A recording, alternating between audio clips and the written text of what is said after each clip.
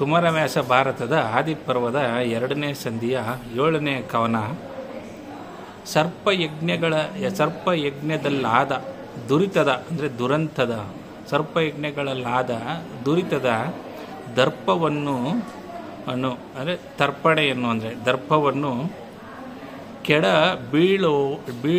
ಬೀಳಲು ಒದೆಯಲು ತರ್ಪಣಾದಿ ಕ್ರಿಯೆಗಳಲ್ಲಿ ಸಾಮರ್ಥ್ಯ ಇಲ್ಲ ಎಂದು ದರ್ಪ ಕಹಿತ ಮೂರ್ತಿ ಮುನಿಮುಖ ದರ್ಪಣನು ಶಿಷ್ಯನನ್ನು ಕರೆದು ಸಮರ್ಪಿಸಿದ ನರಸಂಗೆ ವೇದವ್ಯಾಸ ಮುನಿರಾಯ.